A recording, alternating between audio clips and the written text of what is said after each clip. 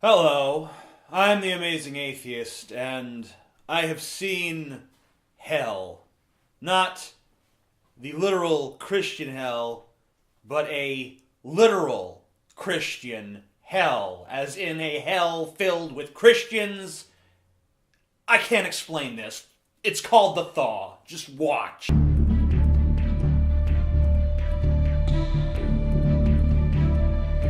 Christianity is being completely frozen out of America. You know, I'm reading this book by Stephen Hawking, and he's talking about all of these different universes where the laws are different and things aren't quite like they are here. And I'm thinking that you must be living in one of those, because the latest Pew survey says that 78% of Americans are Christians. To say that such an overwhelming majority of people are oppressed in a country where every single politician has to stay. God bless America! God bless America! God bless America! If a politician doesn't say God bless America, people are like, what's wrong with him? And yet you're gonna come on camera and tell me that you're some oppressed group? Oh, woe is you! Why can't I pray in school? Why do I have to check my religion at the door? Why can't I write about God in my school papers? Why do I have to tolerate people cursing my God, but I am not allowed to talk about God in my faith? I am so sick of this lie that fundamentalist Christians in America are so fond of telling, where they think, oh yeah, prayer is not allowed in school, and the Bible is not allowed in school, and mentions of God are not allowed in school. That is a lie. Mandatory prayer is not allowed in school. The school is not allowed to put the 10 Commandments up on the wall. The school is not allowed to force you to study the Bible on the basis of, hey, this is the truth. Check it out, kids. But a student, when I went to school, there were tons of Bible clubs that gathered after school, and no one said anything. No one cared. And there were students who wrote about God in their reports, and there were students who talked about God and who prayed, but they were allowed to do it because it was their individual choice, just like it's my individual choice not to do any of those things. Doesn't it make more sense for everyone to have their own choice about what sort of spiritual things they're going to do rather than having it mandated? Why are they taking God out of my history books? Because he doesn't exist. Maybe that's why. Maybe if you want to read a book about God, you should read the Bible. Why do they teach every other theory in science except creation? Because it's not science. In science class, there's this tendency for the curriculum to be oriented around science. And the fairy tale that we were created by a magical floating bearded patriarch who's like, I feel like creating a world today because I'm all fucked up on crack and booze. So might as well just sculpt ourselves a little planet. Put it around the sun, and hell, I'll just throw some stars in the sky. Doesn't matter. Those are easy. I could build those. And cosmos. Just put that together. But this one little rock, I'm going to spend 7 days building this because this is important. I'm going to put some monkeys on there. Why am I called names because I believe in marriage the way God designed it? Aw, what kind of names do they call you? Moron? Dipshit? Asshole, bigot, cretin? Because those all seem like, what's the word I'm looking for? Accurate.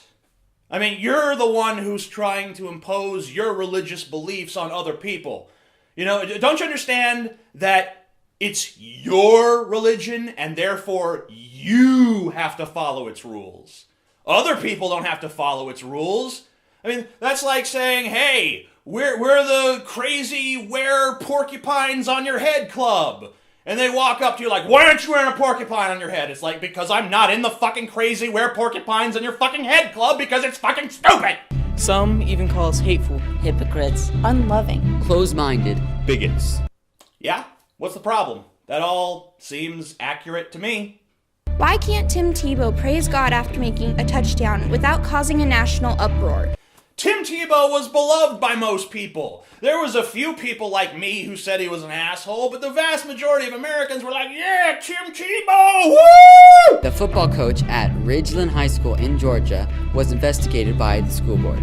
Did he abuse a student? Is he a terrorist? He allowed local churches to feed his football team. In public school, I'm called lesbian or gay for not kissing or for wanting to save myself for marriage. Save yourself for marriage? What is this, 1680?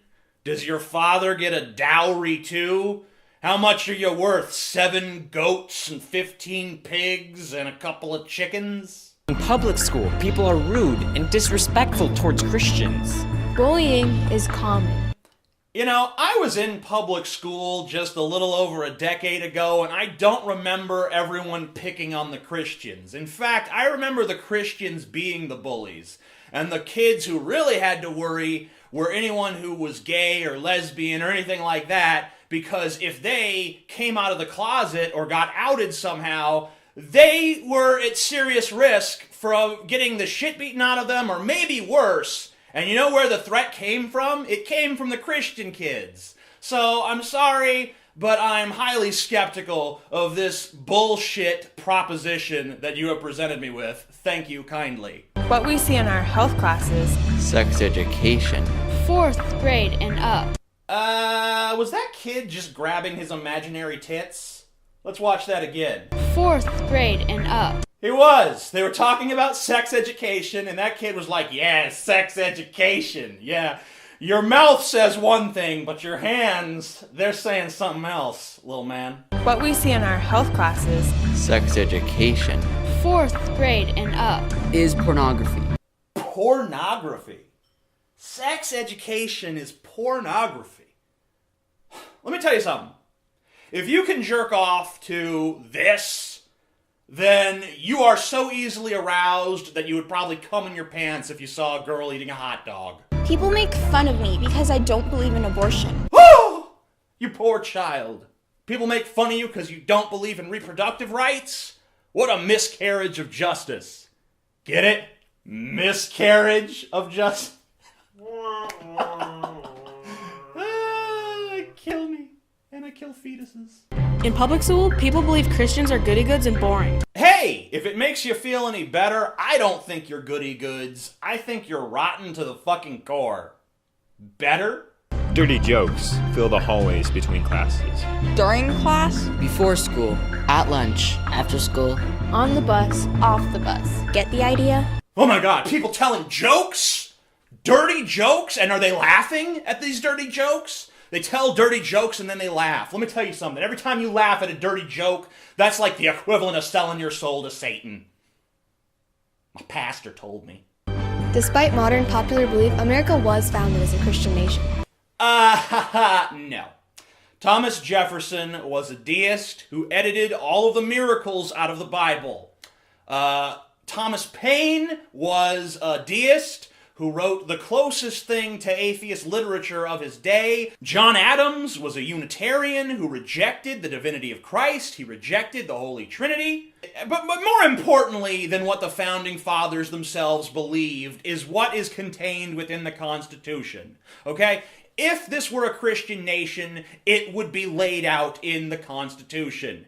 The Constitution pretty much lays out exactly how our government is supposed to work, and we follow it to this day, sometimes, in my opinion, to a fault.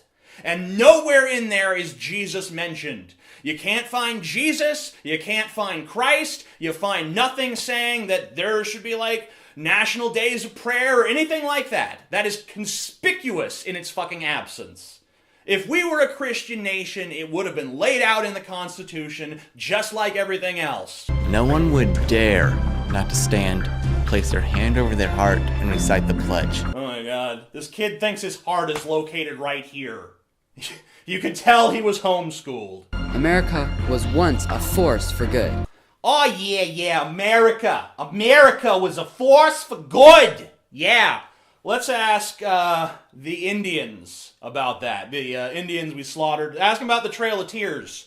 Ask them how, if they felt like America was a force for good when they were being marched off the lands that America told them they owned, but then told them, actually, you don't own this because we have all the soldiers. Ask the African slaves who were enslaved for generations in America. Ask them how they feel about America being a force for good. Ask the Chinese laborers who worked themselves to death in mass graves building our railroads. Ask them what they think about America being a force for good. Ask the Iraqi civilians who died by the hundreds of thousands because of Bush's God-endorsed war. Ask them if they feel like America is a force for good in the world. America was once the hope for the world. Yeah. I'm sick of you kids. Let's fast forward and see if they say anything else interesting.